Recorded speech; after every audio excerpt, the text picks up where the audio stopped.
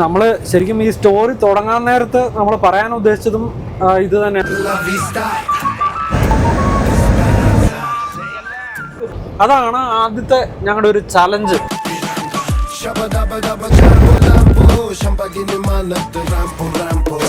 അതില് അവര് വീണു. അതൊക്കെ ദൈവം നമ്മളെ തോന്നിക്കണം കേട്ടോ, നമുക്ക് അങ്ങനെയൊക്കെ പറയാനേ.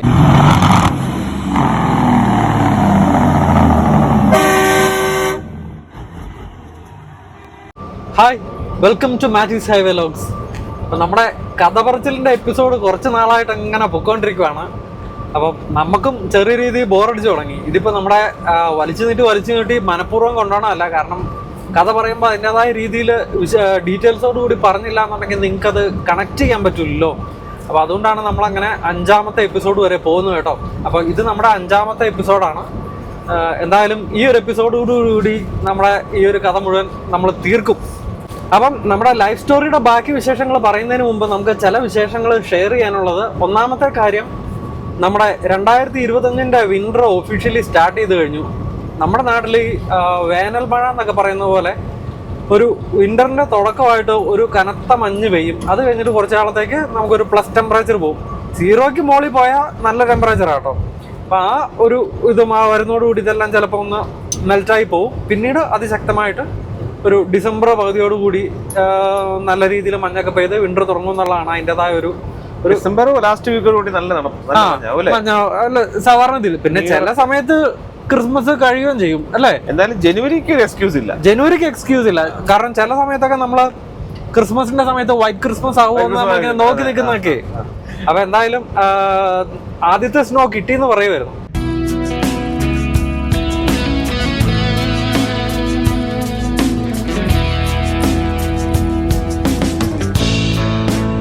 പിന്നെ രണ്ടാമത്തെ വിശേഷം എന്ന് പറഞ്ഞു കഴിഞ്ഞാൽ, നമ്മുടെ ട്വിറ്ററിലും പറഞ്ഞപ്പോഴാ ഞാൻ അറിഞ്ഞതേ. സംഭവം വേറൊന്നുമല്ല, നമ്മുടെ ടെക്സാസില് ഒരു സ്ഥലമാണല്ലോ മിസൂറി സിറ്റി.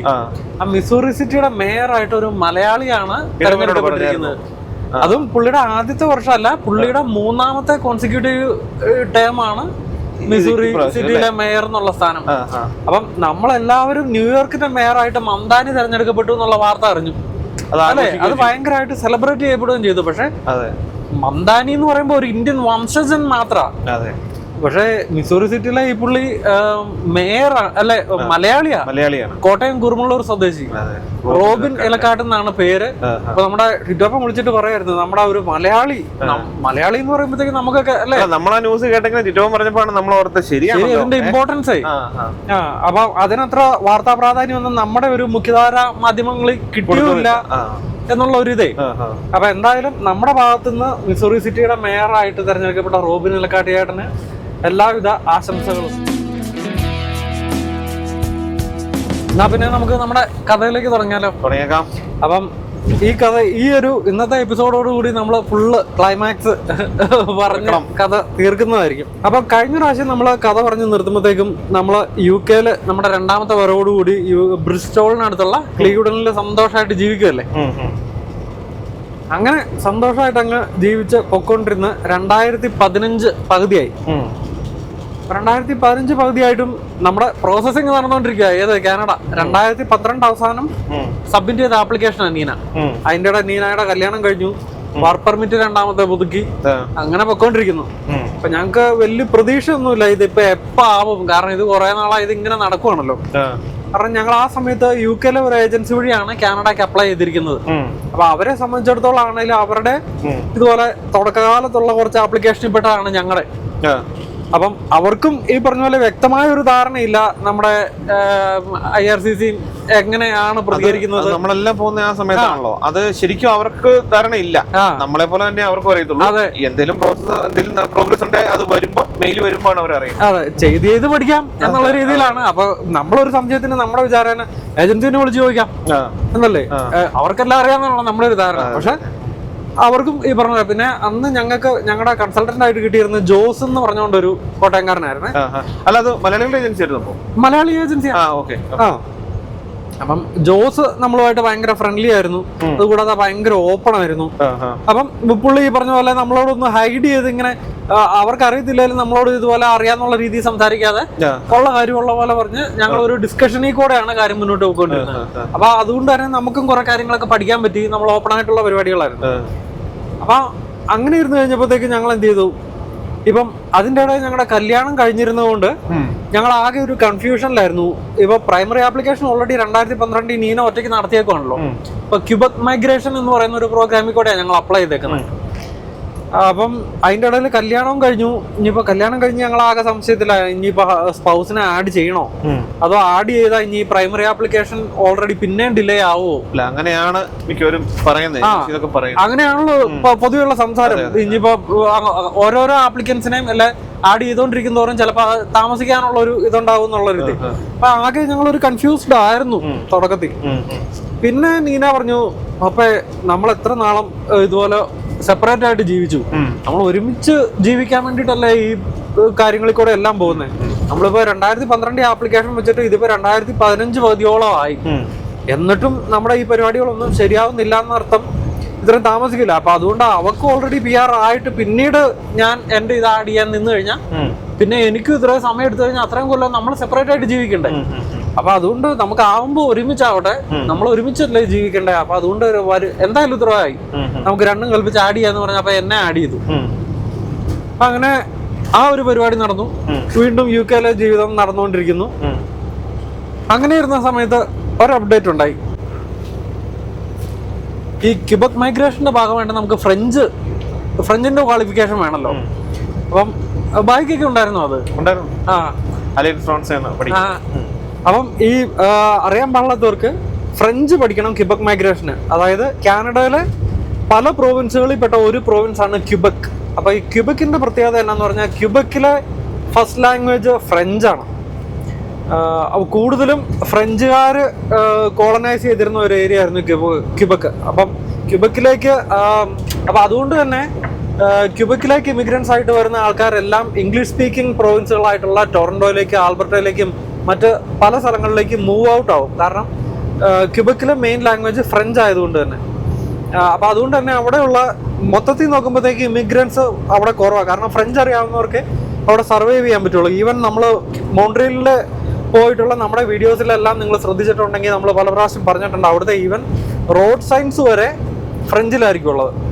അപ്പൊ അതുകൊണ്ട് തന്നെ അവരുടെ എപ്പോഴും ഇമിഗ്രൻസിന്റെ ഒരു ആവശ്യമുള്ള ഒരു സ്ഥലമാണ്. ഇപ്പോഴാണല്ലോ നമ്മൾ അങ്ങോട്ട് പോകുമ്പോൾ നമുക്ക് വേറെ രാജ്യത്ത് പോയ ഫീലാണ്. അതെ, അമേരിക്ക ഇത്ര നമ്മൾ ഓടിച്ചിട്ട് പോലും നമുക്കില്ലാതെ, കാരണം വേറെ അല്ലേ സത്യം. നോർത്ത് അമേരിക്ക, അമേരിക്കയുടെയും കാനഡയുടെയും ബാക്കി എല്ലാ സ്ഥലങ്ങളും ക്യൂബക് ഒരു ചെറിയ രീതി വ്യത്യാസമുണ്ട്. ക്യൂബക്കിൽ ചെല്ലുമ്പോൾ വേറൊരു ഏരിയ. പിന്നെ ഒരു ഷോപ്പിൽ ചെന്നാലും അവിടുത്തെ ആളുകളുടെ പ്രത്യേകത അവർക്ക് ഇംഗ്ലീഷ് അറിയാമെങ്കിൽ അവർ ഫ്രഞ്ചിലേ സംസാരിക്കുള്ളൂ. അതെ, നമ്മൾ വിട്ടുപോകും. പിന്നെ പകുതി പേർക്കും അങ്ങ് ശരിക്കും ഇംഗ്ലീഷ് അറിയത്തുമില്ല. അവർക്ക് ഫ്രഞ്ച്, അവർ ഭയങ്കര പ്രൗഡാണ്, ഞങ്ങൾ ഫ്രഞ്ചാണ്, ഫ്രഞ്ച് അറിയണം എന്നുള്ള രീതി. ഫ്രഞ്ച് കൾച്ചറിലുള്ള സ്ഥലം. അതുകൂടാതെ ഈ മൊത്തം നോർത്ത് അമേരിക്കയിൽ ഒരു ഇച്ചിരി യൂറോപ്യൻ സ്റ്റൈലിലുള്ള ജീവിതവും യൂറോപ്യൻ ആർക്കിടെക്ചറും കാര്യങ്ങളും എല്ലാം ഉള്ളത് ഈ ക്യൂബക്കിലാണ്. അപ്പൊ പറഞ്ഞു വന്നത്, ക്യൂബക് മൈഗ്രേഷൻ അപ്ലൈ ചെയ്യുമ്പോഴത്തേക്ക് നമ്മൾ ഫ്രഞ്ച് അറിഞ്ഞിരിക്കണം. അപ്പം അവരെ അപ്ലൈ ചെയ്യുന്ന ആൾക്കാരെല്ലാം ഫ്രഞ്ചിന്റെ ടെസ്റ്റ് പാസ്സായ IELTS സ്കോർ കിട്ടുന്ന പോലെ തന്നെ ഫ്രഞ്ചിന്റെ ഒരു ടെസ്റ്റ് പാസ്സായ അതിനൊരു ഇത്ര സ്കോർ നമുക്ക് കിട്ടിയിരിക്കണം. അപ്പൊ ആ സ്കോറിന്റെ അളവ് അനുസരിച്ച് നമുക്ക് പോയിന്റ് കൂടുകയും കുറയുകയും ചെയ്യാം. ചെറിയ പാസ് മാർക്ക് ആണെന്നുണ്ടെങ്കിൽ ചെറിയ പോയിന്റ് ആയിരിക്കും. നല്ല രീതിയിൽ ഫ്രഞ്ച് പഠിച്ച് പാസ് ഔട്ട് ആവുന്ന എല്ലാ എക്സാമിന് മാർക്ക് കിട്ടുന്ന ആൾക്ക് നല്ല പോയിന്റ് ഉണ്ടായിരിക്കും. പക്ഷെ ഇതിന്റെ ഏറ്റവും വലിയ ക്യാച്ച് എന്നാന്ന് വെച്ച് കഴിഞ്ഞാൽ, ഈ ഫ്രഞ്ചിന്റെ എക്സാം അവർ പറയുന്നത് എവിടെയാണെന്നുള്ളത് ഒരു ഐഡിയ നമുക്കുണ്ടാവില്ല. ദൈവം നമ്പുരാനറിയാം. ഇപ്പം നമ്മുടെ ഇന്ത്യയിൽ നിന്ന് അപ്ലൈ ചെയ്യുന്ന ചിലർക്ക് ന്യൂഡൽഹിയിൽ കിട്ടാറുണ്ട്, ഹോങ്കോങ്ങിൽ കിട്ടാറുണ്ട്. ഫ്രഞ്ചിന്റെ എക്സാം അല്ല, ഇന്റർവ്യൂ. ഫ്രഞ്ചിന്റെ ഇന്റർവ്യൂ, സോറി. അല്ല, ഈ എക്സാം അവിടെ തന്നെയല്ലേ നടക്കുന്നത്? എക്സാം നമുക്ക് നമ്മൾ പഠിച്ച സെന്ററിൽ അല്ലെങ്കിൽ അതിനോടനുബന്ധപ്പെട്ട് ഇപ്പൊ ഞാൻ പറയും, ഇപ്പൊ നമ്മൾ സപ്പോസ് ഞാൻ പഠിച്ചത് കോട്ടയത്താണ് പഠിച്ചത്. അപ്പൊ ഞങ്ങൾക്ക് എറണാകുളത്തായിരുന്നു ഞങ്ങൾക്ക് ഫ്രഞ്ചിന് പഠിക്കാനുള്ള സെന്റർ. പക്ഷെ ഇന്റർവ്യൂ വരുന്നത് ചിലപ്പോ ഹോങ്കോങ്ങോ അങ്ങനെയൊക്കെ ആയിരിക്കും. ഈ പഠിച്ച പാസ്സാവുന്ന സാധനം മാത്രം പോരല്ലോ, നമ്മൾ ഇന്റർവ്യൂ ആണ് ഇതിന്റെ മെയിൻ. പക്ഷെ ലക്കിലി ഞങ്ങൾക്ക് കറക്റ്റ് വന്നപ്പോ ഇന്റർവ്യൂ ഇല്ലായിരുന്നു. ഞങ്ങൾക്ക് ഇന്റർവ്യൂ ഇല്ലായിരുന്നു. കാരണം എന്റെ തൊട്ടുമൊത്ത വാശി എന്റെ കൂട്ടത്തിലുള്ള സുഹൃത്തുക്കൾക്ക് എല്ലാം ഉണ്ട്. ഹോങ്കോങ്ങിൽ പോയവർ എനിക്കറിയാം, അവിടെ പോയി ഫെയിൽ ആയവർ എനിക്കറിയാം. അതൊക്കെ ഭയങ്കര. പക്ഷെ ഞങ്ങളുടെ ആ ഒരു പീരീഡ് വന്നപ്പോ ഒരു 6 മാസം 8 മാസം കൊണ്ട് കഴിഞ്ഞിട്ടാണ് ഞങ്ങളെ വിളിക്കുന്നത്. ഞങ്ങക്ക് അതെന്തായാലും ഭാഗ്യായി. അപ്പൊ ഞങ്ങളുടെ കേസിൽ സംഭവം എന്നായിരുന്നെന്ന് വെച്ച് കഴിഞ്ഞാൽ ആകെ കൂടി ഇതിന് ഒരു അനക്കം തട്ടി സംഭവം എല്ലാം ഓക്കെ ആണെന്ന് ഞങ്ങളെ കൺഫേം ചെയ്തത് ഫ്രഞ്ചിന്റെ ഇന്റർവ്യൂവിന് വിളിച്ചപ്പോളാ. അപ്പം എന്തുകൊണ്ടോ നീനാക്ക് ഇന്റർവ്യൂ കിട്ടിയത് പാരീസിലായി. അതിനാണ് ഞങ്ങൾ ആകെ ടെൻഷൻ അടിച്ചിരുന്നു. കഴിഞ്ഞപ്പോഴത്തേക്കും ചിലപ്പം UK ആപ്ലിക്കേഷൻ വെച്ചതുകൊണ്ടായിരിക്കാം. ഇപ്പം UK എന്ന് പറയുമ്പോഴത്തേക്കും നമുക്ക് അവിടുന്ന് മറ്റേ ഫ്രാൻസ് ഒക്കെ തൊട്ടടുത്താണല്ലോ, അപ്പൊ നമുക്ക് ട്രാവൽ ചെയ്യാമല്ലോ. അപ്പൊ അങ്ങനെ വന്നു കഴിഞ്ഞപ്പോഴത്തേക്കും അതും ഫ്രഞ്ചുകാരുടെ തലസ്ഥാനം പാരീസിൽ വെച്ചിട്ട് ഫ്രഞ്ചിന്റെ ഇന്റർവ്യൂ. ഇപ്പം നമ്മൾ എന്നാക്കും ഓൺലൈൻ പഠിച്ചെന്ന് പറഞ്ഞാലും നമുക്ക് എന്നാ അറിയാവുന്ന ഒന്നും അറിയത്തില്ല. ആകെ കൂടി എണ്ണാനും 10 വരെ എണ്ണാനും അങ്ങനത്തെ കാര്യങ്ങളൊക്കെ അതെ ഭയങ്കര ഡിഫറെന്റ് അല്ലേ. അപ്പൊ നമ്മൾ എന്തൊക്കെ പഠിച്ചെന്ന് പറഞ്ഞാലും പാരീസിൽ പോയി ഫ്രഞ്ചിന് ഇന്റർവ്യൂ കൊടുക്കാന്ന് പറഞ്ഞ ഒരു ഇതല്ലേ. അപ്പൊ അത് ഞങ്ങൾക്കൊരു അതാണ് ആദ്യത്തെ ഞങ്ങളുടെ ഒരു ചലഞ്ച്. ചേടാ കാനഡയുടെ ഇത് നോക്കിയിരുന്ന് 3-4 കൊല്ലം കഴിഞ്ഞ് ഇങ്ങനെ വരികയും ചെയ്തു. അത് വന്നേക്കണ പാരീസില്. എന്തായാലും നമുക്ക് ഫ്രഞ്ച് അറിയത്തില്ല. അപ്പൊ പിന്നെ ഇതിന് പോകണം വെറുതെ. കാരണം എന്ന് വെച്ചാൽ ഷങ്കൻ വിസ എടുക്കണം, പാരീസിൽ ട്രാവൽ ചെയ്യണം, തിരിച്ചു വരണം. ഇത്രയും പൈസ ഇനി കളയണോ? കാരണം നമ്മുടെ വർക്ക് പെർമിറ്റ് ഇനി ഇത് തീരാറായി, ഇനി പുതുക്കണമെങ്കിൽ നമുക്ക് പൈസ വേണം. അങ്ങനെ പല കാര്യങ്ങളും വന്നു. പക്ഷേ ഈ ഇന്റർവ്യൂവിന് പോവാതെ വിസ പ്രോസസ്സിംഗ് ഇല്ല, പരിപാടി ക്യാൻസലായി. നമ്മുടെ പ്രതീക്ഷയെല്ലാം തീരുവാ. ഇത്രയും കഷ്ടപ്പെട്ടിട്ടേ അപ്പൊ ഇത് ചെയ്തില്ലെങ്കിൽ അത് അവിടെ പോവല്ലേ. അപ്പൊ അങ്ങനെ ഇരുന്നപ്പോഴത്തേക്കും ഞങ്ങൾ എന്ത് ചെയ്തു, രണ്ടും കൽപ്പിച്ച് തീരുമാനിച്ചു ഇതില്ലെങ്കിൽ മുന്നോട്ട് പോക്കില്ലല്ലോ. അപ്പൊ എന്തായാലും ഞങ്ങൾ UK അപ്പം നീന പാരീസിന് പോയി ഇന്റർവ്യൂ എടുക്കാൻ തന്നെ തീരുമാനിച്ചു. ഒന്നുമില്ലെങ്കിലും പാരീസൊക്കെ ഒന്ന് പോയി കണ്ടിട്ട് വരാമല്ലോ. എത്രയോ പേര് ട്രാവൽ ചെയ്യുന്നു. അപ്പം അങ്ങനെയെങ്കിൽ അങ്ങനെ, തോറ്റെങ്കിൽ തോക്കട്ടെ, പക്ഷെ നമ്മൾ അറ്റംപ്റ്റ് ചെയ്യാണ്ട് അത് പോയെന്നുള്ള ഒരു വിഷമം വേണ്ട എന്നുള്ള രീതിയിൽ നീന തന്നെ പാരീസിന് പോയി. അപ്പൊ പുള്ളിക്കാരി ഇതെല്ലാം മറ്റേ ഗൂഗിൾ മാപ്പും അതും ഇതും എല്ലാം വെച്ച് തപ്പി പറക്കി ഓഫീസിൽ പോയി ഇന്റർവ്യൂ അറ്റൻഡ് ചെയ്തു. അപ്പം നമ്മള് പ്രതീക്ഷിക്കുന്നത് പോലെ തന്നെ ഇന്റർവ്യൂ വളരെ മോശമായിട്ടാണ് അറ്റൻഡ് ചെയ്യാൻ പറ്റുന്നത്. അപ്പം ഒരു പ്രതീക്ഷയില്ല പാസ്സാവുന്നത്. ഇന്റർവ്യൂവിന്റെ അവസാനം കാരണം ഈ എക്സാമിനർ ചോദിക്കുന്ന പല കാര്യങ്ങൾ പോലും നമുക്ക് മനസ്സിലാവുന്ന പോലും ഇല്ല. പക്ഷെ ഇതിന്റെ ഏറ്റവും അവസാനം ഈ ഇന്റർവ്യൂർ ചോദിച്ചു, നീ എന്തിനാ ഇവിടെ ഇങ്ങോട്ട് ടിക്കറ്റ് ഒക്കെ എടുത്ത് പോകുന്നത്? എന്ത് കാര്യം, നിന്നെ സംബന്ധിച്ച് ഒന്നും അങ്ങോട്ട് എത്തുന്നില്ലല്ലോ. ഈ കണക്കിന് നീ അങ്ങ് ക്യൂബക്കിൽ പോയി കഴിഞ്ഞാൽ അവിടത്തെ ഫ്രഞ്ച് ഉള്ള ആൾക്കാരുടെ അടുത്ത് നീ എങ്ങനെ സർവൈവ് ചെയ്യും? നീ അന്നേരം നീന പറഞ്ഞു, ഞാൻ ഇപ്പൊ താമസിക്കുന്നത് ഇംഗ്ലണ്ടിലാ. ഇംഗ്ലീഷ് എന്റെ ഫസ്റ്റ് ലാംഗ്വേജും അല്ല. ഞാൻ വരുന്നത് ഇന്ത്യ എന്ന് പറയുന്ന കൺട്രിയിൽ നിന്ന്. അപ്പം ഇവിടെ വന്നിട്ടാണ് ഞാൻ ഇംഗ്ലീഷ് പറയാനും സംസാരിക്കാനും പഠിച്ചത്. ഈ ഇംഗ്ലീഷുകാരുമായിട്ട് ഇടപെട്ട് അവരുമായിട്ട് മിങ്കിളായി ഞാനിപ്പോ അവിടെ താമസിക്കുന്നു, ജീവിക്കുന്നു. ഇത്ര കൊല്ലമായി അവിടെ ജീവിക്കാൻ തുടങ്ങിയിട്ട് അവിടുന്ന് ഒരു കോഴ്സ് കംപ്ലീറ്റ് ചെയ്ത് എനിക്ക് മാസ്റ്റേഴ്സ് ഡിഗ്രി വരെ ഉണ്ട്. അപ്പൊ അതെല്ലാം സാധിച്ചത് അവിടെ ചെന്ന് അവരുമായിട്ട് ഇടപഴകി കഴിഞ്ഞിട്ടാ. ഇപ്പൊ ഞാൻ ഫ്രഞ്ച് പഠിച്ചിട്ടുണ്ട്, പക്ഷെ ഞാൻ ഇങ്ങനെ ഒരു കമ്മ്യൂണിക്കേഷന്റെ ഒരു എക്സ്പീരിയൻസ് ഇല്ലാത്തതുകൊണ്ടാണ് എനിക്ക് കമ്മ്യൂണിക്കേറ്റ് ചെയ്യാൻ പറ്റാത്തത്. അപ്പം നിങ്ങൾ എനിക്കൊരു ഓപ്പർച്യൂണിറ്റി തന്ന് ഞാൻ ക്യൂബക്കിൽ പോയി കഴിഞ്ഞു കഴിഞ്ഞാൽ ഞാൻ അവിടുത്തെ ജനങ്ങളുമായിട്ട് ഇടപഴകി എനിക്കത് ഡെവലപ്പ് ചെയ്യാവുന്ന, സംസാരിക്കാൻ പറ്റുമെന്ന്, അവിടുത്തെ കൾച്ചർ അഡാപ്റ്റ് ചെയ്യാൻ പറ്റുമെന്ന് എനിക്കൊരു കോൺഫിഡൻസ് ഉണ്ട്. എനിക്കൊരു ഓപ്പർച്യൂണിറ്റി കിട്ടിയാൽ മതി എന്ന് അവള് പറഞ്ഞു. അതില് അവര് വീണു. അതൊക്കെ ദൈവം നമ്മളെ തോന്നിക്കണം കേട്ടോ, നമുക്ക് അങ്ങനെയൊക്കെ പറയാനേ. കാരണം അല്ലെങ്കിൽ നമ്മളൊരു ഇന്റർവ്യൂവിന് അറ്റൻഡ് ചെയ്ത് കഴിയുമ്പോഴത്തേക്കും ഒന്നാമത് ഒരു ഫോറിൻ കൺട്രി, ഇന്നലെ നമ്മൾ വന്ന ഒരു സ്ഥലം, അവിടെ വന്ന് ഇത്രയും ഇത് പോയെങ്കിൽ തന്നെ നമ്മൾ ഇങ്ങനെ ചിരിച്ചോണ്ട് ഇറങ്ങി പോകാൻ ഒരുമാതിരിപ്പെട്ട ആൾക്കാരൊക്കെയാണ് ചെയ്യുന്നത്. അപ്പൊ ദൈവനമ്പരാനെ ഒക്കെ അത് തോന്നിപ്പിച്ചു. അങ്ങനെ ഫ്രഞ്ചിന്റെ എക്സാം പാസ്സായി. പുള്ളിക്കാരി സന്തോഷമായിട്ട് വിളിച്ചു പറഞ്ഞു, അപ്പൊ എന്നോലൊക്കെ പറഞ്ഞു. അവസാനം അവരെനിക്ക് തന്നു, ഇന്റർവ്യൂ ഓക്കെ ആയി എന്ന് പറഞ്ഞുകൊണ്ട് എന്നെ തിരിച്ചു വരുന്നു. സന്തോഷമായി. അതങ്ങനെ പോകുന്നു.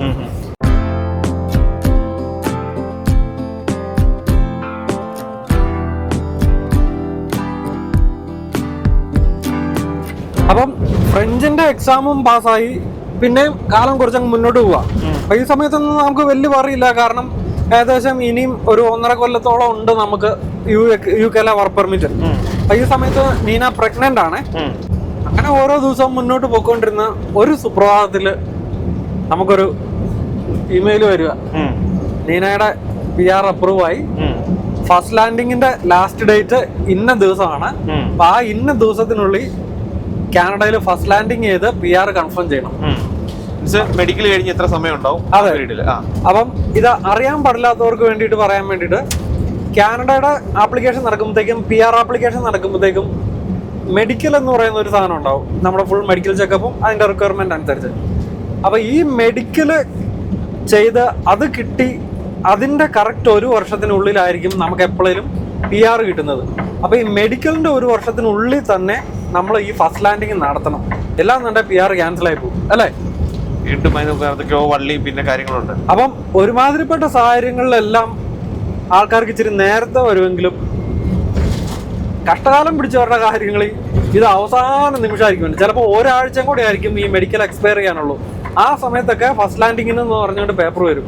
അപ്പോൾ ആ ഇന്ന ഡേറ്റിനുള്ളിൽ നമ്മുടെ മെഡിക്കൽ കഴിഞ്ഞിട്ട് ആ 1 വർഷത്തിനുള്ളിലെ ആ ഒരു ഡേറ്റിന് മുന്നിൽ തന്നെ നമ്മൾ കാനഡയിൽ എവിടെയെങ്കിലും ഫസ്റ്റ് ലാൻഡിങ് എയർപോർട്ടിൽ നടത്തി ഇമിഗ്രേഷനിൽ നമ്മൾ ഇത് നമ്മുടെ ഫസ്റ്റ് ലാൻഡിങ് ആണെന്ന് പറഞ്ഞ് നമ്മുടെ PR-ന്റെ ഇമെയിലും കാര്യങ്ങളും എല്ലാം സബ്മിറ്റ് ചെയ്യണം.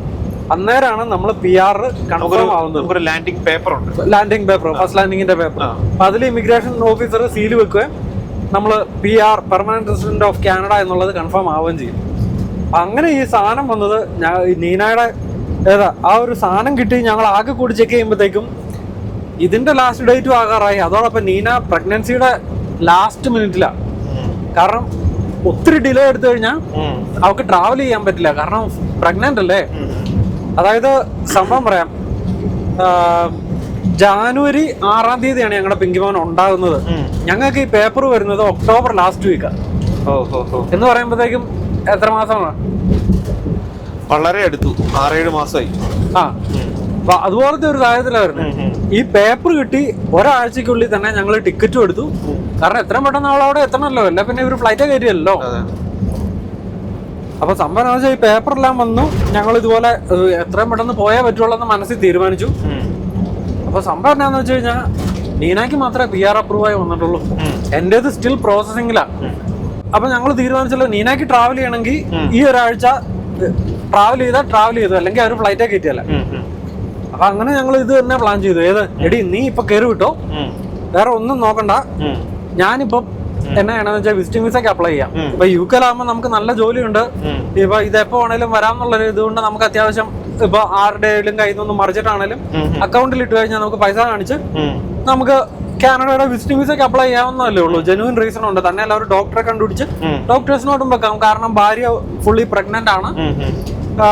ഇതുപോലെ നമുക്ക് ആവശ്യത്തിന് ബാങ്ക് ബാലൻസ് ഉണ്ട്. UK-ലാണ് ജോലി ഉണ്ട്, ജോബ് ലെറ്റർ ഉണ്ട്, എല്ലാ കാര്യത്തിലും സെക്യൂർ ചെയ്തുണ്ട്. അപ്പൊ അതുകൊണ്ട് ഒന്ന് ഇത് അസിസ്റ്റന്റ് ഇതിന് വേണ്ടിയിട്ട് നമുക്ക് വിസിറ്റിംഗ് വിസ വെച്ച് എത്രയും പെട്ടെന്ന് നമുക്ക് പോരാം. വിസിറ്റിംഗ് വിസ ആകുമ്പോഴത്തേക്ക് ഒത്തിരി പ്രോസസ്സിങ്ങും ഇല്ലല്ലോ എന്നുള്ള രീതിയിൽ ഞങ്ങൾ കാര്യങ്ങൾ പ്ലാൻ ചെയ്തു.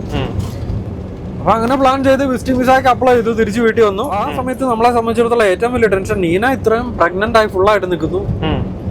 എന്തായാലും അവള് കയറി പോകുമ്പോ അവളൊറ്റയ്ക്ക് വേണ്ട പോകാൻ വേണ്ടിട്ട്. കാരണം അപ്പൊ തന്നെ ട്രാവൽ ചെയ്യണം. കാനഡയിൽ നമുക്ക് പരിചയമുള്ള ആരും ഇല്ല. കാരണം ഇവള് മോൺട്രിയലിനല്ലേ പോകുന്നേ. എന്ത് ചെയ്യും? നേരെ ഏജൻസി വിളിച്ചിട്ട് ജോസിനെ വിളിച്ചിട്ട് ഇന്നപോലെ കാര്യങ്ങളൊക്കെ ചോദിച്ചു കഴിഞ്ഞപ്പോഴത്തേക്കും ജോസ് പറഞ്ഞു ഇതുപോലെ ഇതിന് മുമ്പ് ഇതുപോലെ ക്വിബക് മൈഗ്രേഷനിൽ പോയ ചിലരുണ്ട്. അവരുടെ കോൺടാക്ട് നമ്പർ തന്നു കഴിഞ്ഞപ്പോഴത്തേക്ക് നീനയുടെ പരിചയക്കാരനായിട്ടുള്ള ഒരാൾ തന്നെ, ജോബിൻ എന്ന് പറയുന്ന ഒരാള് റീസെന്റ് അങ്ങ് പോയതേ ഉള്ളേ. അപ്പോൾ ജോബിനെ വിളിച്ചു കഴിഞ്ഞപ്പോഴത്തേക്കും ജോബിൻ പറഞ്ഞു, എടി സാധാരണ ഇതുപോലെ നമ്മൾ ക്വിബക് മൈഗ്രേഷന് വരുന്നവരെല്ലാം എന്നാ ചെയ്യണമെന്ന് വെച്ച് കഴിഞ്ഞാൽ മോൺട്രിയലിൽ വരും. മോൺട്രിയലിൽ വന്നിട്ട് ഒരു 3-4 ദിവസം അവിടെ താമസിക്കും. ആ സമയത്ത് നമ്മൾ സിൻ നമ്പറിന് അപ്ലൈ ചെയ്യും, ബാങ്ക് അക്കൗണ്ട് തുടങ്ങും, അങ്ങനെയുള്ള വേണ്ട പേപ്പർ വർക്കുകളെല്ലാം തുടങ്ങിയിട്ട് അവിടുന്ന് നേരെ ഒന്നെങ്കിൽ ടൊറന്റോക്കോ അല്ലെങ്കിൽ ആൽബർട്ടോക്കോ അങ്ങനെയൊക്കെ നമ്മൾ അങ്ങ് മൂവ് ചെയ്യും. കാരണം ഇംഗ്ലീഷ് സ്പീക്കിംഗ് ആയതുകൊണ്ടേ. അപ്പം മോൺട്രിയലിൽ ഒരു കമ്മിറ്റ്മെന്റിന് നിൽക്കുകയല്ല. കാരണം എന്താ വെച്ചാൽ നമ്മൾ വീട് എടുക്കുകയോ മറ്റെന്തെങ്കിലും എടുത്തു കഴിഞ്ഞാൽ കോൺട്രാക്റ്റുകൾ പലതാവുമല്ലോ. അപ്പൊ ആ രീതിയിലാണ് ചെയ്യുന്നത്. അപ്പൊ നിനക്ക് താല്പര്യം ഉണ്ടെന്നുണ്ടെങ്കിൽ അവൻ ഇപ്പൊ താമസിക്കുന്ന ഒരു അപ്പാർട്ട്മെന്റ് ഉണ്ട്. ആ അപ്പാർട്ട്മെന്റ് എന്ന് പറഞ്ഞു കഴിഞ്ഞാൽ ഇതുപോലെ കണ്ടിന്യൂസ് ആയിട്ട് ആൾക്കാർ റൊട്ടേഷനിൽ വന്നോണ്ടിരിക്കുമ്പോഴത്തേക്കും ഓരോരുത്തരും ഒരാഴ്ചത്തേക്ക് താമസിക്കും. എന്നിട്ട് അടുത്ത വരുന്ന ആൾക്ക് കൈമാറിയിട്ട് അവരവിടുന്ന് പോകും. മനസ്സിലായോ? എഗ്രിമെന്റ് ഒന്നുമില്ല. അവിടുത്തെ ഒരു ഇറ്റാലിയൻ ആയിരുന്നു അതിന്റെ ഓണർ. അപ്പൊ അയാൾക്ക് അത് നേരിട്ടായിട്ടുള്ള പരിപാടികളൊക്കെ അറിയാം. നിനക്ക് താല്പര്യം ഉണ്ടെന്നുണ്ടെങ്കിൽ ഞാൻ അയാളോട് സംസാരിക്കാന്ന് പറഞ്ഞു. അപ്പൊ ഇവർക്ക് ഈ ഒരാഴ്ചക്കുള്ളിൽ മൂവ് ചെയ്യുന്ന പോലെ നീനയ്ക്ക് മൂവ് ചെയ്യാൻ പറ്റിയല്ല. കാരണം ഞാൻ ഇനി വരണം. തന്നെയല്ല ഇവള് പ്രഗ്നന്റ് ആണ്. ഇവളെ സംബന്ധിച്ചിടത്തോളം എത്രയും പെട്ടെന്ന് ആശുപത്രി കണ്ടുപിടിക്കണം, പ്രഗ്നൻസിക്കുള്ള പരിപാടികൾ നോക്കണം. അതൊക്കെയാണല്ലോ പ്രയോറിറ്റി. അപ്പം ജോബിനോട് പറഞ്ഞു, ഓക്കെ നീ എന്നാൽ ലാൻഡ് ലോഡിനോട് സംസാരിക്കുക, ഞങ്ങൾ ആ വീട് തന്നെ എടുക്കാം, ബാക്കി പരിപാടികൾ അവിടെ വന്നിട്ട് നോക്കാം. അപ്പം ആ സമയത്ത് എന്ന് പറഞ്ഞാൽ നീന അവിടെ അങ്ങ് ചെല്ലുമ്പോ തന്നെ നിന്നല്ലേ പറ്റുള്ളൂ. പിന്നെ നമ്മുടെ വിചാരം എന്റെ വിസിറ്റിംഗ് വിസ ആയി കഴിയുമ്പോ ഞാനങ്ങ് ചെല്ലുമല്ലോ. അപ്പൊ നമുക്ക് അപ്പാർട്ട്മെന്റിൽ താമസിക്കാം. പിന്നെ നമുക്ക് നമ്മുടെ മുമ്പിൽ ഡെലിവറി ഉണ്ട്, മറ്റു പല കാര്യങ്ങളും പെൻഡിങ് ആണല്ലോ. അത് കൂടാതെ ഞങ്ങളുടെ 2 പേരുടെയും UK വർക്ക് പെർമിറ്റ് വാലിഡായി, എനിക്ക് അവിടെ ജോലിയുണ്ട് UK. പ്രഗ്നൻസി എല്ലാം കഴിഞ്ഞു കഴിഞ്ഞാൽ എനിക്ക് തിരിച്ചു പോരാം, നീനായ്ക്ക് തിരിച്ചു പോരാം. കാരണം എന്നാന്ന് വെച്ച് കഴിഞ്ഞാൽ നീനായും ആ സമയത്ത് മറ്റേണിറ്റി ലീവില UK. മനസ്സിലായോ? അപ്പൊ എങ്ങനെയൊക്കെ പോയാലും ഒരു 3 മാസം നമുക്ക് അവിടെ നിൽക്കേണ്ടി വരും. അപ്പാർട്ട്മെന്റിൽ നമുക്ക് 3 മാസം നിൽക്കാമല്ലോ എന്നൊക്കെയുള്ളതാണ് നമ്മുടെ കാൽക്കുലേഷൻ. അപ്പം താമസം നമ്മള് കൺഫേം ആക്കി അങ്ങനെ. ഇനി അടുത്തതെന്ന് പറഞ്ഞാൽ ആദ്യമായിട്ട് മോൺട്രിയലിലേക്ക് ചെല്ലുന്ന ഇവരൊക്കെ വന്നിട്ട് എപ്പോ തന്നെ അങ്ങ് പോകും. വേറെ ആരും ഒരു പരിചയമില്ല. ജോബിൻ നമ്മൾ ചെല്ലുന്നതിന് മുമ്പ് തന്നെ അവൻ പോകും. അവിടെ പരിചയമുള്ള വേറെ ആരുമില്ല. എന്ത് ചെയ്യാം? അപ്പൊ ജോബിനുമായിട്ട് ഇതുപോലെ സംസാരിച്ചെന്ന് ജോബിൻ പറഞ്ഞു, എടി വേറൊന്നും അല്ല, ഇപ്പം ഇവിടെ ഉമ്മച്ചനങ്കിൾ എന്ന് പറഞ്ഞുകൊണ്ട് ഒരാളുണ്ട്. ഉമ്മച്ചനങ്കിളും ആന്റി നല്ല മനുഷ്യരാ, ഇച്ചിരി പ്രായം ചെന്ന മനുഷ്യരാ. അവര് ഇതുപോലെ നമ്മളെ പോലെ മോൺട്രിയലിൽ പുതിയതായിട്ട് വരുന്ന എല്ലാവരും ഇവര് ഭയങ്കരമായിട്ട് സഹായിക്കുന്ന ഇവരുടെ ഒരു കമ്മ്യൂണിറ്റി ഉണ്ട്. അപ്പം അങ്കിള് ഭയങ്കര പരോപകാരിയാണേലും ആയതുകൊണ്ട് തന്നെ എല്ലാവർക്കും അറിയാം. അപ്പം ഞാൻ വേണമെങ്കിൽ അവരുടെ നമ്പർ തരാം, നിങ്ങളൊന്ന് വിളിച്ചു നോക്ക്, നമ്മളൊന്ന് ഹെൽപ്പ് ചെയ്യാവോ, അല്ല എന്തെങ്കിലും ഒരു ആവശ്യം വന്നു കഴിഞ്ഞാൽ എന്നും പറഞ്ഞുകൊണ്ട് ഉമ്മച്ചനങ്കിൾ എന്ന് പറഞ്ഞ ഒരാളുടെ നമ്പർ തന്നു. ഞാൻ കേട്ടിട്ടുണ്ട്. ആണോ? നമ്മുടെ സുഹൃത്തുക്കളെയൊക്കെ സഹായിച്ചത് ഞാൻ കേട്ടിട്ടുണ്ട്. അപ്പം ഇന്നോലെ ഒരു ചാരിറ്റി പോലെയല്ലേ? അതെ. അപ്പൊ ഇന്നോലെ ഒരു നമ്പർ കിട്ടിക്കഴിഞ്ഞ് കഴിഞ്ഞപ്പോഴത്തേക്കും ഞാനും നീനായും ഇന്നോലെ UK വിളിച്ചു. ഹലോ അങ്കിള്, ഉമ്മച്ചനങ്കിളാണോ? എന്റെ പേര് മാത്തുക്കുട്ടി എന്നാണ്. ഇന്നോലെ എന്റെ വൈഫ് ഇതുപോലെ മോൺട്രിയലിന് ഞങ്ങൾക്ക് വിസ കിട്ടിയിട്ട് PR ആയിട്ട് വരുന്നുണ്ട്. അവള് ഫുള്ളി പ്രഗ്നന്റ് ആണ്. അപ്പം അങ്കിളിന്റെ നമ്പർ ഇന്നപോലെ ഒന്ന് കിട്ടിയതാ. അപ്പം ഇത്രയും പറഞ്ഞതേ ഉള്ളേ. അപ്പൊ തന്നെ പുള്ളി പറഞ്ഞു, അതുകൂടി മോനെ ഒന്നുകൊണ്ടും വിഷമിക്കണ്ട, നീ ധൈര്യമായിട്ട് കയറ്റി വിട്ടോ, ഞങ്ങള് മുഴുവൻ നോക്കിക്കോളാം, ഒന്നുകൊണ്ടും പേടിക്കണ്ട, ഞങ്ങളൊക്കെ ഇവിടെ ഉള്ളവരാ എന്ന് പറഞ്ഞ് നമ്മുടെ ഒത്തിരി കണ്ട് ഭയങ്കര പരിചയമുള്ള ഒരാളെ പോലെ, അല്ലെ നമ്മുടെ സ്വന്തം ഭയങ്കര വേണ്ടപ്പെട്ട ഒരാളെ പോലെ നമ്മളോട് കംഫർട്ടബിൾ ആക്കുകയും ഇതൊക്കെ സംഭവം. അപ്പം നീനാക്കാകെ ടെൻഷനുണ്ട്. ഒന്നാമത് ഇപ്പം പ്രഗ്നൻസിയുടെ അത്രയും റേഞ്ചിൽ നിൽക്കുമ്പോൾ ഉണ്ടാകുന്ന ഹോർമോണൽ ചേഞ്ചസും ഉണ്ടാകാവുന്ന ഫിയേഴ്സും കാര്യങ്ങളും എല്ലാം വന്നേക്കുമല്ലേ. അപ്പം ആ സാഹചര്യത്തിൽ ഈ ഉമ്മച്ചനങ്ങളുടെ സംസാരം എല്ലാം കേട്ട് കഴിഞ്ഞപ്പോഴത്തേക്ക് അവക്കൊന്ന് കംഫർട്ടബിൾ ആയി. ഏത് നമ്മളെ ഒന്നുമില്ലാതെ നമ്മളൊന്ന് ഗൈഡ് ചെയ്യാൻ ആരെങ്കിലും ഉണ്ടല്ലോ എന്നുള്ള ഒരു ഇതൊക്കെ വെച്ചിട്ട് അങ്ങനെ എന്ത് ചെയ്തു, പോകാൻ വേണ്ടിട്ട് തന്നെ തീരുമാനിച്ചു. അപ്പൊ ഈ ഉമ്മച്ചനങ്ങളുടെ ഫോൺ നമ്പറാണ് നമുക്ക് ആകെ ഉള്ളത്. അങ്ങനെ ഞങ്ങള് ബ്രിസ്റ്റോളിലുള്ള ഞങ്ങള് കൂട്ടുകാരെല്ലാരും കൂടെ നീനാനെ കയറ്റി വിട്ടു. റൂമൊക്കെ ജോബിന് ഓൾറെഡി സെറ്റ് ആക്കി. റൂം അവിടെ ഉണ്ടല്ലോ. അപ്പൊ നമ്മുടെ ഒരു പ്ലാൻ എന്ന് വെച്ച് കഴിഞ്ഞാൽ അവിടെ ഇപ്പൊ ഉമ്മച്ചനങ്ങള് അവിടെ ചെല്ലുമ്പോഴത്തേക്ക് ആരെങ്കിലും പിക്കപ്പ് ചെയ്യാൻ വേണ്ടിട്ട് അറേഞ്ച് ചെയ്തോളാം. അപ്പം ചെല്ലുന്ന ചിലപ്പോ ആ ഒരു ദിവസം വല്ല ഉമ്മച്ചനങ്ങളുടെ അവിടെ താമസിക്കാമല്ലോ. എന്നിട്ട് നമുക്ക് അവിടുത്തെ എന്തായാലും മുറി നമ്മൾ എടുത്തിട്ടുണ്ട് അപ്പാർട്ട്മെന്റ്. അവിടെ ചെന്നിട്ട് അവിടുത്തെ സാഹചര്യങ്ങളെല്ലാം നോക്കി നമുക്ക് അങ്ങ് നിൽക്കാന്നുള്ള ഒരു ഇതില്ല. ഒന്നുമില്ലെങ്കിലും ഇപ്പൊ നമുക്കൊരു കോണ്ടാക്ട് കിട്ടിയല്ലോ, അങ്ങനെ ഒരു ഇതില്. അങ്ങനെ നീനാനെ ഞങ്ങള് കയറ്റി വിടുന്നു. നീന കേറിപ്പോയി. മോൺട്രിയലില് ഫസ്റ്റ് ലാൻഡിങ് ചെയ്തു. അപ്പൊ ഈ ഉമ്മച്ചനങ്ങളും ആന്റി എന്ന് പറഞ്ഞു കഴിഞ്ഞാൽ ഒരു ഇച്ചിരി പ്രായമായവരാ. അവരെന്നാണെന്ന് പറഞ്ഞാൽ ഇപ്പൊ ജോമറ്റോ കേട്ടിട്ടുണ്ടല്ലോ. അപ്പൊ അതുപോലെ തന്നെ ഒത്തിരി പേരെ ഇതുപോലെ അവര് സഹായിക്കുന്നവരാ. ഏത് സ്റ്റുഡൻസ് ആയിട്ട് വരുന്നത് മോൺട്രിയലിൽ ആ സമയത്തൊക്കെ ആരൊക്കെ ഇമിഗ്രൻസ് ആയിട്ട് വരുന്നോ അവരെല്ലാം തന്നെ ഉമ്മച്ചനങ്ങളുടെ ആന്റിനെ അറിയും ഏതെങ്കിലും ഒരു രീതിയിൽ. ഇനിയിപ്പോ ഒരു സഹായം വേണ്ടാത്തവരാണെങ്കിൽ തന്നെ ഇവര് ഒന്നുമില്ലല്ലോ ഒരു നേരത്തെ ഫുഡെങ്കിലും കൊണ്ട പാക്ക് ചെയ്ത് കൊടുക്കും. ഒരാവശ്യമില്ല, മനസ്സിലായോ? അതുപോലെ എല്ലാവരെയും സഹായിച്ചിട്ടുണ്ട്. അപ്പൊ എല്ലാവർക്കും ഉമ്മച്ചനങ്ങളും ആന്റി എന്ന് പറഞ്ഞാൽ ഭയങ്കര കാര്യമുള്ള ഒരു സമയം. അപ്പൊ ഈ അങ്കിളും ആന്റി എന്ത് ചെയ്തു, ഇതുപോലെ ഉമ്മച്ചനങ്ങളിലും ആന്റിക്കും വേണ്ടപ്പെട്ട 2 പിള്ളേരുണ്ട്, ആൽബിനും ജിൽസനും. ആൽബിന്റെയും ജിൽസന്റെയും കഥ എന്നാന്ന് പറഞ്ഞാൽ അവർ ഇതുപോലെ മോൺട്രിയലിൽ ഒരു വലിയ യൂണിവേഴ്സിറ്റി എഞ്ചിനീയറിംഗിന്റെ ഏതാണ്ട് ഇതില് പോസ്റ്റ് ഗ്രാജുവേഷൻ അങ്ങനെ ഉണ്ട് മോൺട്രിയലിൽ വന്നതാ. അപ്പൊ അവരും ഇതുപോലെ ഉമ്മച്ചനങ്ങളുടെ ആന്റീനെ ഏതാണ്ട് ഇതുപോലെ പറഞ്ഞു കേട്ട് ഇവര് വന്ന സമയത്തും ഉമ്മച്ചനങ്ങളുടെ ആന്റിയുടെ അടുത്തും കുറച്ചു ദിവസം താമസിക്കുകയും. അപ്പൊ ആ സമയത്തെല്ലാം ഇവര് കോളേജിൽ പോകുമ്പോഴൊക്കെ ഇവർക്ക് വേണ്ടിയിട്ട് ലഞ്ച് പാക്ക് ചെയ്ത് വിടുകയും. അതിപ്പോ അവര് ഇടയ്ക്ക് സംസാരിക്കുമ്പോഴത്തേക്കും കേൾക്കാം ഈ ആന്റി സ്വന്തം മക്കൾക്ക് കൊടുത്തു വിടുന്ന പോലെ തന്നെ ഇവർക്ക് ലഞ്ച് പാക്ക് ചെയ്യുന്നത് പോരാതെ ബ്രേക്കിന് ഷിഫ്റ്റിന്റെ എല്ലാ ക്ലാസിന്റെ ഇടയ്ക്ക് ബ്രേക്കിലൊക്കെ കഴിക്കാൻ വേണ്ടിട്ട് മറ്റേ കാഷ്യൂ നട്ട്സും പീനട്സ് ഒക്കെ ഉണ്ടല്ലോ, നട്ട്സ് ഒക്കെ ചെറിയ പാത്രത്തിന്റെ അകത്താക്കി പാക്ക് ചെയ്ത് കൊച്ചു പിള്ളേരെ സ്കൂളിൽ വിടുന്ന പോലെ പാക്ക് ചെയ്ത് കൊടുത്ത് വിടുമായിരുന്നു ഇവർക്ക്. അപ്പൊ അതുപോലെ ആന്റിയും അങ്കിളും ഇവരെ ടേക്ക് കെയർ ചെയ്ത. അപ്പൊ അതുകൊണ്ട് തന്നെ ഇവര് എപ്പോഴും അങ്കിളും ആന്റി ആയിട്ട് കണക്ഷൻ ഉണ്ടായിരുന്നു. അവരവിടെ പഠിച്ചോണ്ടിരിക്കുകയാണോ അതോ പഠിത്തം കഴിഞ്ഞിട്ടുള്ള വർക്ക് പെർമിറ്റ് ആയോ എന്നുള്ളത് ഞാൻ മറന്നുപോയി. പക്ഷെ എനിവേ അവര് മോൺട്രിയലിൽ തന്നെ ഉണ്ട്. അപ്പൊ അങ്കിളും ആന്റി എന്ത് ചെയ്തു, ഇതുപോലെ ഇവരെ ചാട്ടം കിട്ടി. എടാ മക്കളെ, ഇതുപോലെ ഒരു ചേച്ചി വരുന്നുണ്ട്, UK എന്നാ വരുന്നത്, നീന എന്ന പേര്. ചേച്ചി ഫുള്ളി പ്രഗ്നന്റ് ആണ്. അപ്പം നിങ്ങൾ വേണം പോയി ചേച്ചിനെ കൂട്ടിക്കൊണ്ട് വരാൻ വേണ്ടിട്ട് എന്നും പറഞ്ഞുകൊണ്ട് വിട്ടു. നീന ചെന്നു, അവിടെ ഫ്ലൈറ്റ് ഇറങ്ങി കഴിഞ്ഞ് കഴിഞ്ഞപ്പോഴത്തേക്ക് ഇവർ 2 കാറും കൊണ്ട് എയർപോർട്ടിന്റെ പുറത്തുണ്ട്. അപ്പൊ അങ്ങനെ ഇവര് പരിചയപ്പെട്ട് നീനാനെ വിളിച്ചുകൊണ്ട് ആന്റിയുടെ വീട്ടിൽ കൊണ്ടുപോയി. അന്ന് അവരവിടെ താമസിച്ചു. എന്നിട്ട് അടുത്ത ദിവസം ഇവര് പോയി നമ്മളെടുത്തിട്ടേക്കണ അപ്പാർട്ട്മെന്റ് കണ്ടു. അപ്പാർട്ട്മെന്റിന്റെ അകത്തെന്ന് പറഞ്ഞാൽ ഒരു സാധനം ഇല്ല, ജസ്റ്റ് ഒരു എംറ്റി മുറി. അല്ല മുറിയല്ല, എംറ്റി അപ്പാർട്ട്മെന്റ്. കാരണം ഈ 2-3 ദിവസത്തേക്ക് ആരും ഒന്നും മേടിക്കില്ലല്ലോ, ഫർണിച്ചർ ഒന്നും മേടിക്കില്ലല്ലോ, യൂട്ടൻഷ്യൽസ് ഒന്നും. അപ്പം എന്ത് ചെയ്തു, അവർ അത്യാവശ്യം വേണ്ട സാധനങ്ങളെല്ലാം മേടിച്ചു കൊടുത്ത് നമ്മൾ മേടിച്ച് നീന അവിടെ പയ്യെ സെറ്റിലായി. അപ്പൊ അങ്ങനെ സെറ്റിലായി ഏതാണ്ട് ഒരാഴ്ചക്കുള്ളിൽ തന്നെ നമ്മുടെ വിസിറ്റിംഗ് വിസ അപ്ലൈ ചെയ്തതിന്റെ കൺഫർമേഷൻ വന്നു.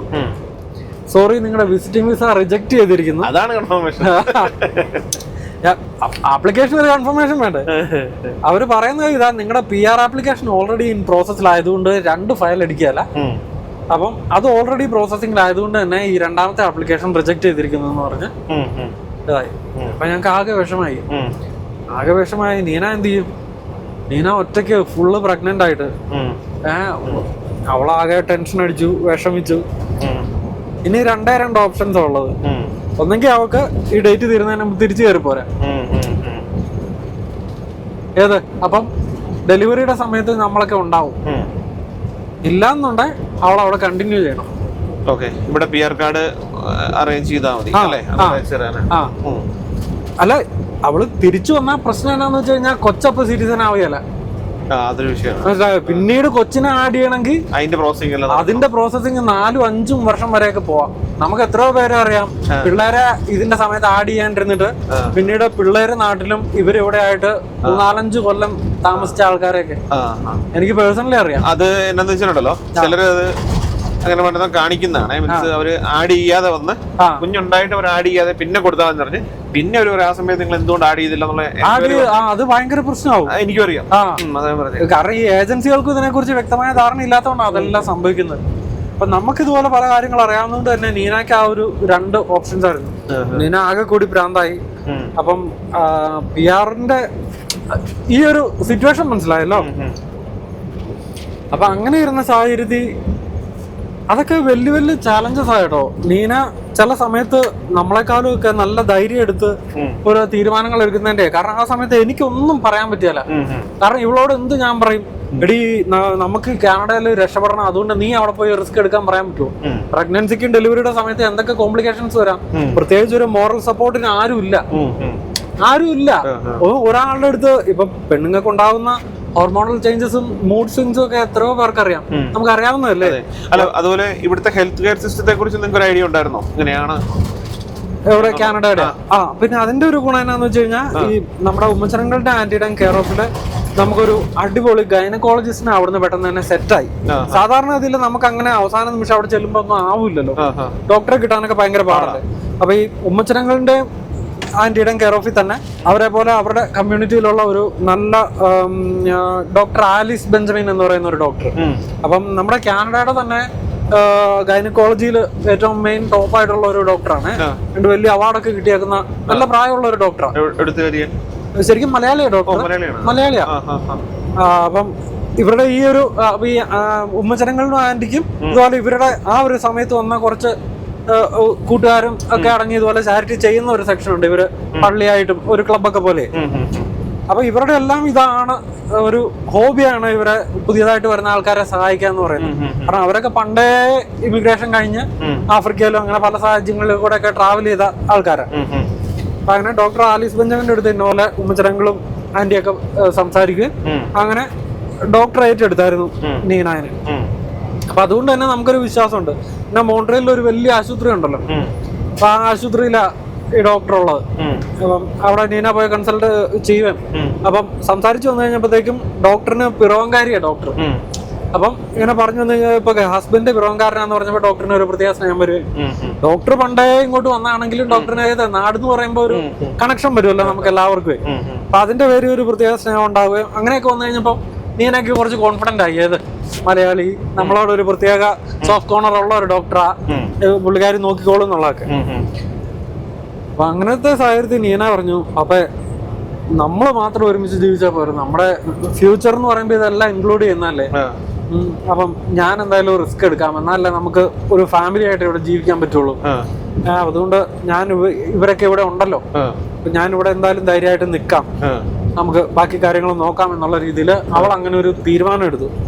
അപ്പൊ ആ തീരുമാനം അവളായിട്ട് വേണം ആ തീരുമാനം പറയാല്ല, അത് എനിക്ക് ഒരിക്കലും പുഷ് ചെയ്യാൻ പറ്റൂലല്ലോ, നീ അങ്ങനെ അങ്ങ് ചെയ്യുന്ന പറഞ്ഞോണ്ട് നമുക്ക് ഒരിക്കലും. കാരണം പ്രഗ്നൻസിയുടെ സമയത്ത് ഉണ്ടാകുന്ന കോംപ്ലിക്കേഷൻസിനെ കുറിച്ചൊക്കെ നമുക്കെല്ലാം അറിയാമല്ലോ, എന്തൊക്കെ കാര്യങ്ങള്. അപ്പം അങ്ങനെയൊക്കെ തീരുമാനം എടുത്ത് ഈ അങ്കിളിന്റെയും ആൽബിന്റെയും ജിൽസന്റെയും എല്ലാം ബലത്തില് ഇങ്ങനെ ഓരോരോ ദിവസങ്ങൾ മുന്നോട്ട് പോയി. 2016 ജാനുവരി 5-ാം തീയതി രാത്രി ആയപ്പോഴത്തേക്കും പെയിൻ തുടങ്ങി. അപ്പൊ പെയിൻ തുടങ്ങുമ്പോ അവൾ ഒറ്റയ്ക്ക് മുറിയിലുള്ളൂ. അപ്പം ഈ പിള്ളേരെ എല്ലാവിധ സഹായത്തിനും വരും, ആശുപത്രി കൊണ്ടുപോകാനും ചെക്കപ്പിന് കൊണ്ടുപോകണം എല്ലാം നമ്മുടെ ഈ ആൽബിനും ജിൽസിനുമാണ്. ശരിക്കും നമ്മുടെ ജീവിതത്തില് നമ്മളിപ്പോ തിരിഞ്ഞു നോക്കുമ്പോഴത്തേക്ക് ഞങ്ങളെ ഏറ്റവും കടപ്പെട്ടിരിക്കുന്ന ആൾക്കാരിൽ പെടുന്നതാണ് ആൽബിൻ, ജിൽസൺ, ഉമ്മച്ചനങ്ങളും ആന്റിയും ഒക്കെ. എന്ന് പറഞ്ഞു കഴിഞ്ഞാൽ ഈ രണ്ട് പിള്ളേര് ഇപ്പം നമ്മളെ ബാച്ചിലേഴ്സ് എന്ന് പറയുമ്പോഴത്തേക്കും ആ ഒരു പ്രായത്തിൽ മോൺട്രിയലിൽ എന്ന് പറയുമ്പോൾ അവർക്ക് എന്തോരം അടിച്ചു പൊളിക്കാനുള്ള ഓപ്പർച്യൂണിറ്റീസും കാര്യങ്ങളൊക്കെ ഉണ്ട്. ആ സമയം എല്ലാം അവര് സാക്രിഫൈസ് ചെയ്തിട്ടാണ് നീനാനെ ചെക്കപ്പിന് കൊണ്ടുപോകാൻ വേണ്ടിട്ട് വരുന്നതും നീനാനെ ഷോപ്പിങ്ങിന് കൊണ്ടുപോകാൻ വേണ്ടിട്ട് വരുന്നതും. കാരണം വീട്ടിലേക്കുള്ള ഗ്രോസറി, മറ്റ് പല കാര്യങ്ങളും ഇതെല്ലാം മേടിക്കുന്നതിനും ആശുപത്രി പോകുന്നതിനും ഒക്കെ വേറെ വകുപ്പൊന്നും ഇല്ലല്ലോ. ഇവള് ഫുള്ളി പ്രഗ്നന്റ് അല്ലേ. അപ്പൊ ഈ അങ്കിളും ആന്റിയും കൂടെ പറയുന്നതുകൊണ്ട് ഈ പിള്ളേർ എപ്പോഴും വരികയും ഇതിനെല്ലാം കൊണ്ടുപോവുകയും ചെയ്യും ഇവരുടെ കാറിൽ. അപ്പം അത് കൂടാതെ എനിക്കാണേലും ഈ പിള്ളേരുമായിട്ട് നമ്മള് എന്നാ പറയുന്നത്, ആ സമയത്ത് വീഡിയോ കോൾ ചെയ്തിട്ടുള്ള ബന്ധമല്ലേ ഉള്ളൂ. ഞാൻ പറയടാ താങ്ക് യു, നിങ്ങൾ ചെയ്യുന്നതിനൊക്കെ ഒത്തിരി താങ്ക്സ് എന്നൊക്കെ നമ്മൾ എന്നാന്നൊക്കെ പറഞ്ഞാലും നമുക്ക് ഊഹിക്കാമല്ലോ. ആ സമയത്ത് അവര് മാരീഡ് പോലും അല്ല. അപ്പം അവരുടെ കൂട്ടുകാരെന്തൊക്കെ വേണേ കളിയാക്കാം. ഇപ്പൊ നമ്മളെല്ലാം ഈ ഒരു പ്രായം കഴിഞ്ഞിട്ട് വന്നതല്ലേ. ഇപ്പം ഒരു പ്രഗ്നന്റ് ആയ ഒരു ചേച്ചിയുടെ പുറകെ ഇതുപോലെ നടക്കുമ്പോഴത്തേക്കും എന്തൊക്കെ വേണേലും അവരുടെ കൂട്ടുകാർക്ക് കളിയാക്കാം. പിന്നെ ഇവര് കമ്മിറ്റഡ് ആയിരുന്നു, കല്യാണം കഴിച്ചിട്ടില്ല എന്നുണ്ടായിരുന്നു. അപ്പൊ അവർക്ക് ഗേൾ ഫ്രണ്ട്സിന് അവരെ വേണേ എന്നൊരു കുറ്റം പറയാം, നീ എന്തിനാ എപ്പോഴും ഇന്നപോലെ പോയി നടക്കുന്നത്. അതെ, പിന്നെ അപ്പം ദൈവം അനുഗ്രഹിച്ച് അവരാണേലും ഭയങ്കര അണ്ടർസ്റ്റാൻഡിങ് ആയിട്ട് നീനായോട് സപ്പോർട്ട് ചെയ്ത് ഒക്കെ നമ്മളെ സഹായിച്ച് നമുക്ക് റിയൽ ലൈഫില് നമ്മളെ ഒക്കെ എന്നാ പറയുന്നത്, ചില സമയത്ത് നമ്മൾ പറയില്ലേ ദൈവമായിട്ട് നമുക്ക് അയച്ചു തന്നാന്ന് പറയുന്ന രീതിയിൽ അതുപോലെ ഉണ്ടായിരുന്ന ഒരു സഹായമായിരുന്നു ആൽബിനും ജിൽസനും. അപ്പം ഇതുപോലെ അപ്പൊ ഈ സഹായം എല്ലാം ഉണ്ടെങ്കിലും ഇവക്ക് പെയിൻ തുടങ്ങിയത് രാത്രിയിലാണ്. അപ്പൊ രാത്രിയിലായി കുറച്ച് കഴിഞ്ഞപ്പോഴത്തേക്ക് അപ്പൊ എനിക്കിതിനെ കുറിച്ച് എന്തറിയാം, ഞാൻ വെറും പൊട്ടനാണ്. കാരണം ഇവള് ഈ മെഡിക്കൽ ഫീൽഡ് ആയതുകൊണ്ട് തന്നെ എല്ലാ കാര്യങ്ങളും ഇവള് തന്നെ ആലോചിച്ച് കണ്ടെത്തി. ഇവക്കറിയാം ഞാൻ ഒറ്റയ്ക്കേ ഉള്ളൂ, അപ്പൊ ഇന്നതിന്റെ കാര്യങ്ങൾ വന്നു കഴിഞ്ഞാൽ ഞാൻ ഒറ്റയ്ക്ക് നേരിടാൻ വേണ്ടിയിട്ട് ഞാൻ ഇതെല്ലാം തയ്യാറാവണം എന്നുള്ള രീതി ഇവൾ ഓരോന്നൊക്കെ അറേഞ്ച് ചെയ്തിട്ട് പറയും. അപ്പൊ കാരണം ഞാനവിടെ എനിക്ക് ആ കൂടി ചെയ്യാവുന്ന ഓവർ ടൈം എടുക്കുക, ഡബിൾ ടൈം എടുക്കുക, ഡബിൾ ഷിഫ്റ്റ് എടുക്കുക, എല്ലാം എടുക്കുക. ആവശ്യത്തിന് പൈസ സേവ് ചെയ്ത് വെക്കുക. എന്തായാലും ഒരു ആവശ്യം വന്നാൽ അപ്പൊ തന്നെ പൈസ ഇട്ടിട്ട് കൊടുക്കുക. ഏത് അവിടെ പൈസയുടെ ഒരു കുറവ് വരരുത്. എങ്ങനെയാണല്ലോ ടാക്സി എങ്കിൽ ടാക്സി, പിള്ളേരെ എവിടെ ഒരു ആചാര അതല്ലേ എനിക്ക് ചെയ്യാൻ പറ്റുള്ളൂ. അപ്പൊ അതിന് ഞാൻ തയ്യാറായിരുന്നു. അപ്പൊ ഇവിടെ ഓരോരോ കാര്യങ്ങൾ പറയും, നമുക്ക് ഇന്നപോലെ വേണം, നമുക്ക് ഇന്നപോലെ വേണം, നമുക്ക് ഇന്ന റെഡി ആവണം. അതൊക്കെ പറയുമ്പോൾ ഞാൻ തന്നെ ചിന്തിക്കും കേട്ടോ, എടി ഇവള് കൊള്ളാലോ ടീം, ഇതൊക്കെ ആലോചിച്ച് ഇവള് എന്തിനും റെഡി ആണല്ലോ എന്നുള്ളൊരു ഇതേ. അപ്പം ബാഗും കാര്യങ്ങളും എല്ലാം ഇവള് തന്നെ ഓൾറെഡി പ്രിപ്പയർ ചെയ്ത് വെച്ചിട്ടുണ്ടായിരുന്നു ആശുപത്രി പോകാൻ വേണ്ടിട്ട് എപ്പോ പെയിൻ വന്നാലും. പക്ഷെ സംഭവിച്ചത് രാത്രിയിലായി പോയി പെയിൻ വന്നത്. അപ്പം ഇവക്ക് മനസ്സിലാവുന്നില്ല ഇത് ഡെലിവറിയുടെ പെയിൻ ആണോ എന്നുള്ളത്. കാരണം പെയിൻ വരുമെന്ന് അറിയാമെങ്കിലും പെയിൻ എങ്ങനെയാ വരുന്നതെന്ന് ഒരാൾക്കറിയില്ലല്ലോ. മനസ്സിലായോ? പ്രസവിക്കാൻ പോവാന്നുള്ളതിന്റെ. അത് കൂടാതെ ഇവക്കൊരു സംശയം തോന്നി അന്ന് രാത്രിയില് വാട്ടർ ബ്രേക്ക് ആയതാണോ, വയറങ്ങ് ഒഴിഞ്ഞു. അപ്പം ഇതന്നെ സംഭവം. അപ്പൊ എന്നോട് ഇതുപോലെ ഫോണില് ഡിസ്കഷൻ ഉണ്ട്. അപ്പൊ ഒരു സംഭവം നടന്നിട്ടുണ്ട്. പക്ഷെ ഞാനിങ്ങനെ സിംറ്റംസും കാര്യങ്ങളും എല്ലാം നോക്കുമ്പോ വാട്ടർ ബ്രേക്ക് ആണോ എന്നെനിക്കൊരു സംശയമുണ്ട്. പക്ഷെ നമുക്ക് മുമ്പ് വാട്ടർ ബ്രേക്ക് വരാത്തത് കൊണ്ടും ഇതെങ്ങനെയാ വരുന്നതെന്ന് അറിയാത്തത് കൊണ്ടും നമുക്കറിയില്ല ഇത് വാട്ടർ ബ്രേക്ക് ആണോ എന്നുള്ളത്. നമ്മൾ ഈ ഒരു സംശയം വെച്ചോണ്ട് ആ പിള്ളേരെ എങ്ങനെ ഡിസ്റ്റർബ് ചെയ്യണം. പാതിരാത്രി അല്ലേ, അവരവരുടെ അക്കോമഡേഷനിലല്ലേ. അപ്പൊ നമുക്കൊരു കാര്യം ചെയ്യാം, നമുക്കൊരു വെളുപ്പിന് 6 മണി വരെ ഒന്ന് വെയിറ്റ് ചെയ്ത് നോക്കാം. എന്നിട്ട് നമുക്ക് ആ പിള്ളേരെ വിളിക്കാം, എന്നിട്ട് ആശുപത്രി പോയി നോക്കാന്ന് പറഞ്ഞുകൊണ്ട് ഞങ്ങളൊരു 6 മണി വരെ നിന്നു. കാരണം ഈ പിള്ളേരെ വിളിച്ച് പോവാന്ന് പറയുമ്പോഴത്തേക്ക് ഇപ്പൊ ചിലർക്ക് തോന്നിയേക്കാം ഒരു ടാക്സി വിളിച്ചങ്ങ് പൊക്കൂടെ, ഇവർ വിളിച്ച് നോക്കൂ. ബ്രോ, നാളെ ഡെലിവറി കൊടുക്കാൻ പോകുന്ന ഒരു പെണ്ണ് എങ്ങനെ ഒറ്റയ്ക്ക് ഈ ബാഗും കാര്യങ്ങളും എല്ലാം തൂക്കി പിടിച്ച് ടാക്സി വിളിച്ച് പോകും? അനങ്ങാൻ പറ്റൂലല്ലോ. ഇപ്പോഴും ആ സാഹചര്യങ്ങൾ ഞാൻ അതെ, ഒരു സാധനം പിടിക്കാൻ പറ്റുകയല്ല അല്ലേ. ഞാൻ ഇപ്പോഴും ഓർക്കുന്നുണ്ട്, ഏതാണ്ട് ചില ആവശ്യങ്ങൾക്കൊക്കെ പുറത്തു പോകുമ്പോഴത്തേക്ക് ഇവർക്ക് കൈയും കാലും കോച്ചും. അപ്പൊ കൈയും കാലും കോച്ച് പോകുമ്പോഴത്തേക്കും ഇവർക്ക് എന്നാ ഈ പിള്ളേര് ബാച്ചിലേഴ്സ് അല്ലേ, ഇവരോട് പിന്നെ നിങ്ങൾ നോക്കണ്ടല്ലോ, ടൈം ഓർത്ത് നോക്കണം. ജാനുവരി എന്ന് പറയുമ്പോ അതും മോൺട്രിയൽ വിന്റർ എന്ന് പറഞ്ഞാൽ അറിയാലോ, നല്ല വിന്ററാ. അല്ല, ഈവൻ ഞങ്ങൾ രണ്ടുപേരും ഉണ്ടായിട്ട് പോലും ഞങ്ങളുടെ ടെൻഷൻ ഞങ്ങൾക്ക് അറിയാം. അതെ, തലേദിവസമൊക്കെ പോയി നമ്മൾ ഇത് പെയിനുള്ള ഓക്സിജനോ കൊടുത്തിട്ട് പിന്നെ എന്താ പറയാ, നമുക്ക് പിന്നെ ഉറക്കമില്ല. ആ 2 ദിവസത്തേക്ക് ഉറക്കമില്ല, നമ്മൾ ഭ്രാന്താവും ലാസ്റ്റ്. അതെ അതെ, ഞാൻ ഈ പറയുന്ന കാര്യങ്ങളെല്ലാം ഇത് കഴിയുമ്പോഴത്തെ ഈ ഒരു സെക്ഷൻ കഴിഞ്ഞ് കഴിയുമ്പോഴത്തേക്ക് ഇതിന്റെ ഫോട്ടോസും കുറച്ച് വീഡിയോസും എല്ലാം ഞാൻ നിങ്ങൾക്ക് ഫുട്ടേജ് കാണിച്ചു തരാം. അപ്പം നിങ്ങൾക്ക് മനസ്സിലാവും ഞാൻ പറഞ്ഞ എന്താണെന്നുള്ളത്.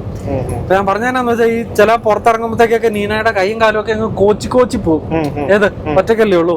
അപ്പൊ ഈ പിള്ളേരോട് എങ്ങനെയാ ഒന്ന് തിരുമ്മി തരാനോ എന്നൊക്കെ ഒന്ന് പറയുന്നത്. പക്ഷെ അവരതെല്ലാം അറിഞ്ഞു കണ്ട് സ്വന്തം ചേച്ചീനെ നോക്കുന്ന പോലെ തന്നെ ഇതുപോലെ ഞാൻ ഇപ്പോഴും ഏതോ ഒരു പ്രാവശ്യം അവളെ നടന്നപ്പോ അവളുടെ ചെരുപ്പ് ഊരിപ്പോയിട്ട് പിള്ളേര് ചെരുപ്പ് എടുത്തോണ്ട് അവളുടെ പുറകെ നടന്നുപോയി. ആലോചിച്ച് ആ സമയത്ത് ആ പ്രായത്തിലുള്ള പിള്ളേര് അതൊക്കെ ചെയ്യണമെങ്കിൽ അവർക്ക് എത്രമാത്രം നല്ല മനുഷ്യരായിട്ടാ. അപ്പം എന്തായാലും അവര് രാവിലെ വിളിച്ചു കഴിഞ്ഞപ്പോഴത്തേക്ക് അവരാകെ ദേഷ്യപ്പെട്ടു, ചേച്ചി എന്തിനാ വിളിക്കാണ്ടിരുന്നേ എന്നുള്ള പറഞ്ഞ അവർ ഓടി വന്ന് നേരെ ആശുപത്രി കൊണ്ടുപോയി അവിടെയുള്ള പ്രഗ്നൻസി പരിപാടികളും എല്ലാം ദൈവം തമ്പുരാൻ അനുഗ്രഹിച്ച് സ്മൂത്തായിട്ട് നടന്നു. അപ്പൊ ഈ സമയത്ത് മുഴുവൻ ഇവര് രണ്ടുപേരും ഉണ്ട്. അപ്പം ഇവളൊരു കൊന്തയൊക്കെ കൈ പിടിച്ചുള്ള ഫോട്ടോയും ഇടയ്ക്ക് തന്നെ വീഡിയോ കോളൊക്കെ ചെയ്യും. അപ്പൊ അതൊക്കെ കാണുമ്പോഴത്തേക്കും എന്റെ പൊന്നു പോയി, ഞാൻ UK ഒറ്റയ്ക്ക് നിൽക്കുക, നമുക്ക് എന്ത് ചെയ്യും ആലോചിച്ചേ. ആ ലിറ്ററലി സമയത്ത് നമുക്ക് വേറെ ആരും ഇല്ല, നമുക്ക് ഇവളല്ലേ ഉള്ളൂ. ഇതുപോലെ ഒരു സാഹചര്യത്തിൽ കൂടെ അവള് കടന്നു പോകുമ്പോ അത് ആർക്ക് വേണ്ടിട്ടാ? ഞങ്ങൾക്ക് വേണ്ടിട്ടാ. കാരണം ഇല്ലെങ്കിൽ ഞങ്ങളുടെ ഫ്യൂച്ചർ വെറും അവതാളത്തിലാ, ശരിയല്ലേ? അപ്പൊ അവൾ ഇത്രയും എടുക്കുന്നുണ്ടല്ലോ, എനിക്കൊന്നും ചെയ്യാൻ പറ്റുന്നില്ലല്ലോ എന്നോർത്തുള്ള ഒരു, നമുക്ക് ഒന്നും ചെയ്യാൻ പറ്റാത്ത അവസ്ഥയെന്നേ നമുക്കുണ്ടാകുന്ന വിഷമങ്ങളൊക്കെ എനിക്കുണ്ടാവുന്നുണ്ട്. അപ്പം ലിറ്ററലി എനിക്ക് വേറെ ഒന്നും ചെയ്യാൻ പറ്റുന്നില്ല. ഞാൻ താമസിച്ചുകൊണ്ടിരുന്ന മുറിയില് ഞാൻ അങ്ങനെ വലിയ മതഭക്തനൊന്നും അല്ലെങ്കിൽ ഞാൻ ഒരു ബൈബിളൊക്കെ കൈ പിടിച്ച് ഇപ്പോഴും മുട്ടുകുത്തി പിടിച്ച് ഇരിക്കുന്നതൊക്കെ എനിക്ക് ഓർമ്മയുണ്ട്. ഇനി അല്ലാതെ ഞാൻ എന്നെ ചെയ്യണ ദൈവമേ അവക്കൊന്നും വരുത്തല്ലേ. ഏതോ ഒരു രാജ്യത്ത് അവള് ഡെലിവറി എന്ന് പറഞ്ഞ് പോയേക്കുവാ, അല്ല കേറുവാ. അവക്ക് എന്തേലും സംഭവിച്ചു പോയി കഴിഞ്ഞാൽ എന്ത് ചെയ്യും? എനിക്കൊന്നും ചെല്ലാൻ പോലും പറ്റൂല, ശരിയല്ലേ? അതൊക്കെ ഞാൻ ലിറ്ററലി മുട്ടുമ്മേ നിന്നിട്ട് അവസാനം കൊച്ച് ഉണ്ടായി എന്നും പറഞ്ഞുകൊണ്ട് കൊച്ചിന്റെ ഒരു ഫോട്ടോ കാണുമ്പോഴാണ് ഞാൻ ആ മുട്ട നിന്നിട്ട് ഞാൻ എണീക്കുന്നത്. അതെനിക്ക് ഇപ്പോഴും ഓർമ്മയുണ്ട്.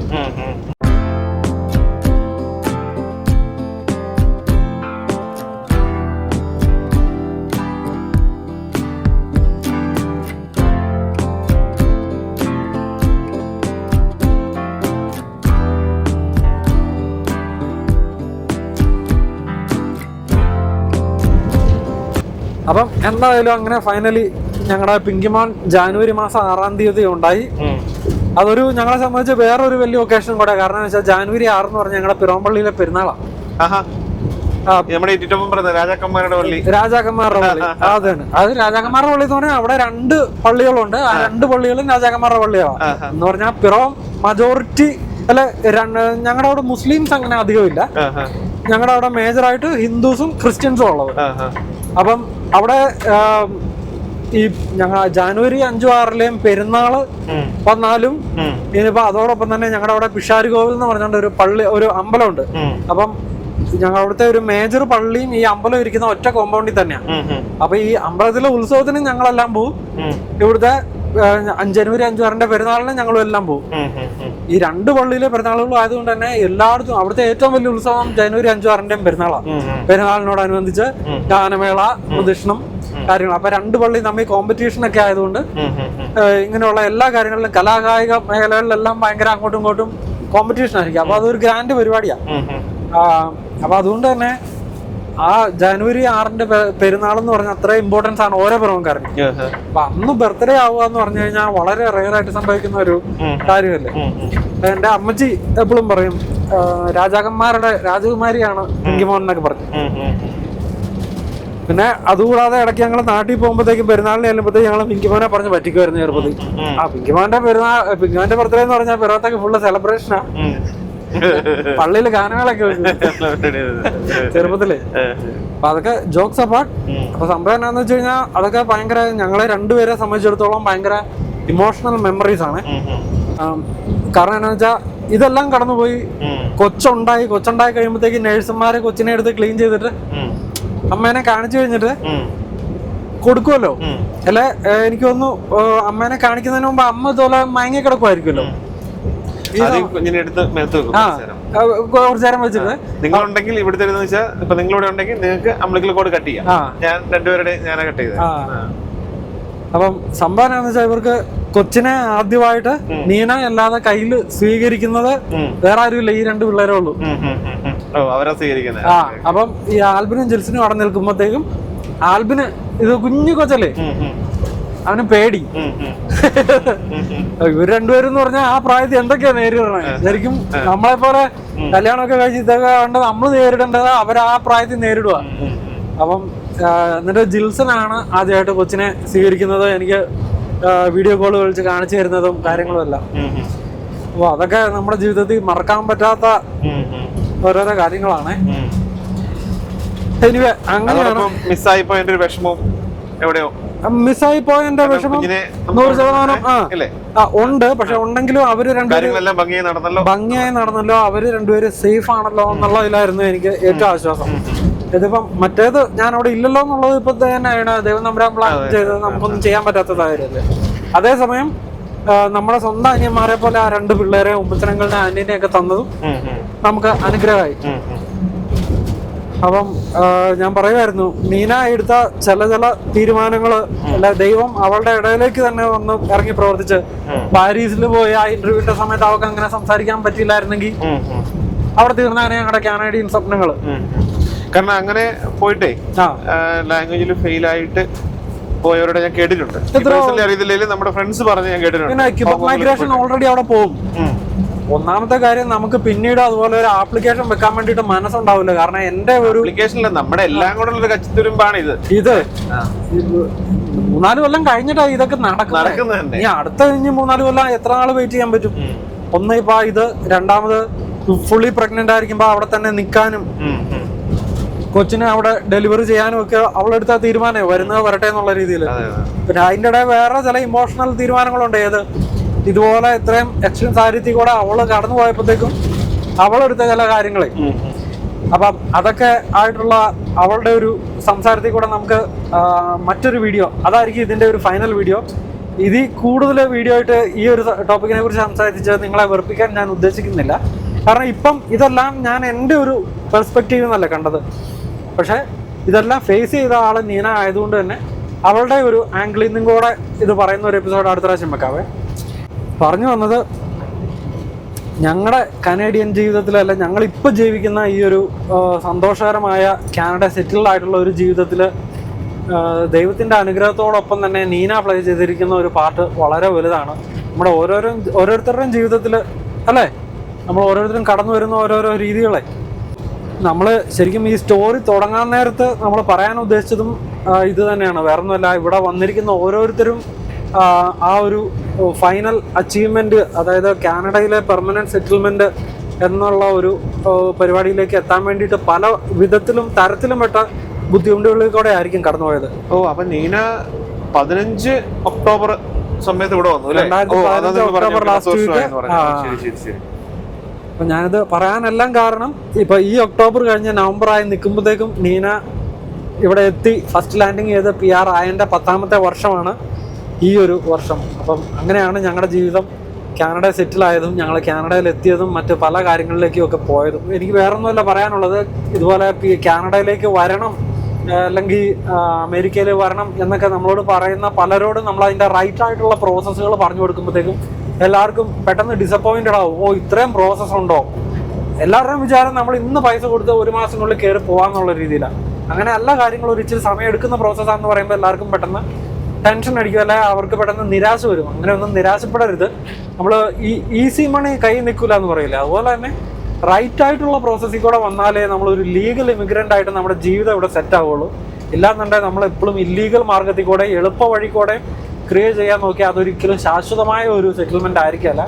ഇവിടെ തന്നെ വന്നിട്ട് തിരിച്ചു പോകേണ്ട ആൾക്കാർ PR സെറ്റ് ആവാതെ തിരിച്ചു പോകപ്പെടുന്ന എത്രയോ പേര് അല്ലേ ഈ അടുത്ത് ആ ഒരു കൂടുതലായിട്ട് വരുവാണ്. കൂടുതലായിട്ട് ഇപ്പൊ ഇമിഗ്രേഷനെ പ്രോത്സാഹിപ്പിക്കാത്ത കാരണം സ്റ്റുഡൻസിന് വർക്ക് പെർമിറ്റ് എക്സ്റ്റെൻഡ് ചെയ്ത് കിട്ടുന്നില്ല. അതെ, LMI വന്നവര് അങ്ങനെ പലരും തിരിച്ചു പോകേണ്ട കാര്യങ്ങൾ. അപ്പം നമ്മളെപ്പോഴും മറ്റൊരു രാജ്യത്തേക്ക് പോകാൻ ട്രൈ ചെയ്യുമ്പോഴത്തേക്കും അല്ല അവിടെ സെറ്റിൽ ആവാൻ ട്രൈ ചെയ്യുമ്പോഴത്തേക്കും നേരായ വഴി കൂടെ ലീഗലി പോകാൻ നോക്കുക. അപ്പം മനസമാധാനത്തോടെ നമുക്ക് അവിടെ ജീവിച്ച് നമ്മുടെ ഫ്യൂച്ചർ അവിടെ ജീവിച്ച് രക്ഷപ്പെടാം. അപ്പോൾ ഇതൊക്കെ പറയാനുള്ളൂ. ആവശ്യത്തിന് നമ്മുടെ വീഡിയോ ലെങ്തി ആയി. ബാക്കി എന്തെങ്കിലുമൊക്കെ ആഡ് ചെയ്യാനുണ്ടോ? ഇതൊക്കെ തന്നെ. ഓക്കെ, ബാക്കി വിശേഷങ്ങളും ഒക്കെ ആയിട്ട് നമുക്ക് അടുത്ത വീഡിയോ കൂടെ വീണ്ടും കാണാം. ബൈ.